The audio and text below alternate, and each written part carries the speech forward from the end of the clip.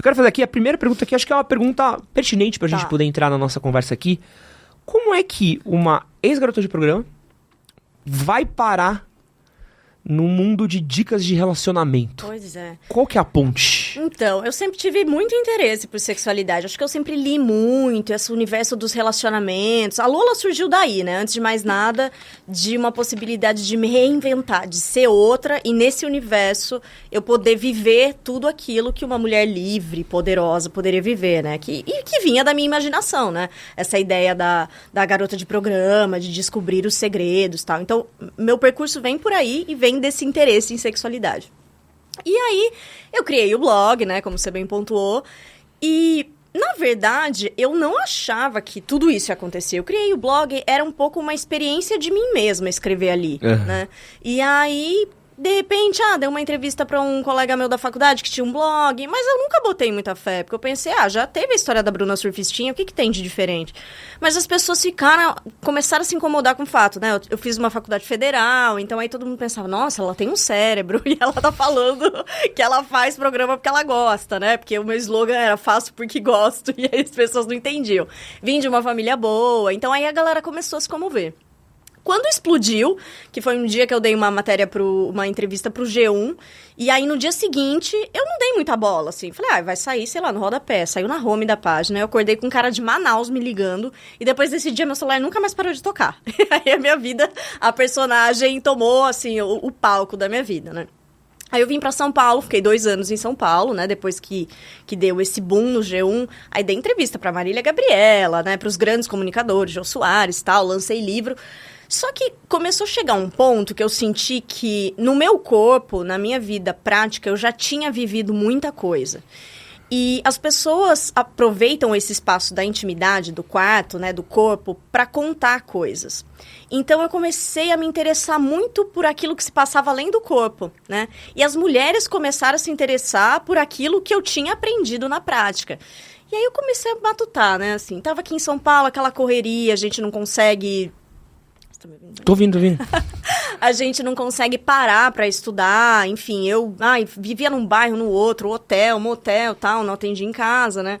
E eu comecei a sentir que eu tava emburrecendo, porque eu não tinha tempo para ler, para estudar, e eu fiquei, acho que eu preciso voltar a estudar. Aí eu descobri que tinha um mestrado em educação sexual, continua sendo o único mestrado profissional do Brasil, na Unesp, em Araraquara, que era totalmente longe, então rolê.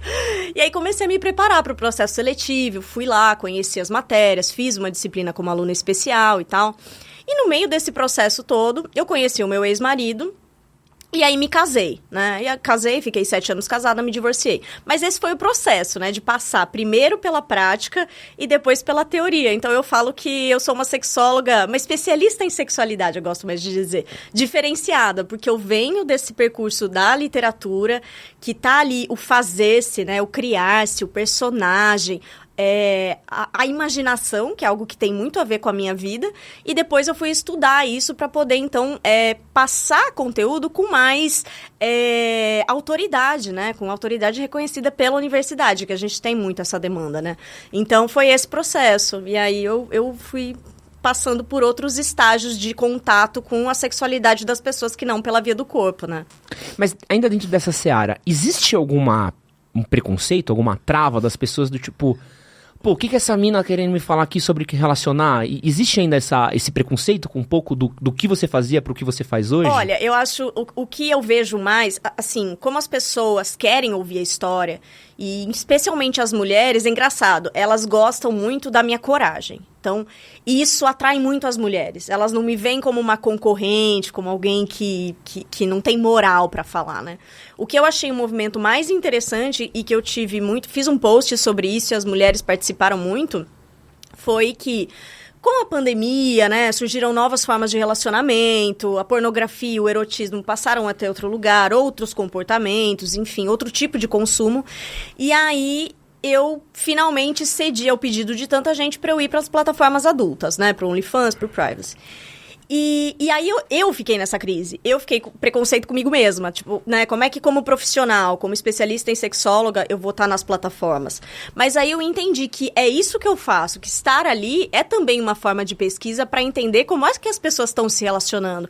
Como é que as mulheres conseguem finalmente tirar alguma vantagem de veículos que as objetificam desde sempre. Então, não que tenha mudado essa lógica, mas alguma coisa começa a ser vista de maneira diferente. Então, esse capital erótico, esse poder feminino, né, essa coisa do corpo, que hoje em dia está tendo uma aceitação da própria mulher, que se vê nesse lugar e se valoriza ali, como navegar nesses meios. Então, aí, eu fiquei um pouco em crise com isso. E aí eu pensei, bom, se as pessoas que estão aqui me seguem, me conhecem desde a época da Lola, né, elas já sabem que eu tenho esse percurso heterogêneo, né, que eu venho de outro lugar. Então não faz sentido eu ficar com medo de que estar numa plataforma que a pessoa só acessa se ela pagar, ou seja, ela sabe exatamente o que ela está comprando, eu vou ser julgada por isso, né? Então, e eu tive um super apoio das mulheres de quererem entender como funciona a plataforma, de também quererem estar ali, de conquistar autonomia financeira, por várias questões, né? A gente sabe que as mulheres têm muito subemprego, né? Que a taxa de mulheres em posições de liderança é muito pequena, né? Comparativa aos homens. Então, ali é uma possibilidade dela ter mais uma ferramenta, se esse é o desejo dela, de estar ali, de ter autonomia. Então, as mulheres começaram a validar muito. Poxa, que legal, também posso estar lá se eu quiser.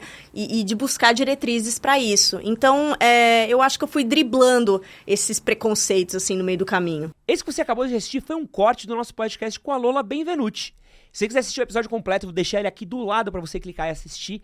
E quero falar que você pode comprar cuecas com 15% de desconto usando o cupom MHM15 na Cueca Store, no link que está na descrição do vídeo e no primeiro comentário fixado. Aproveita!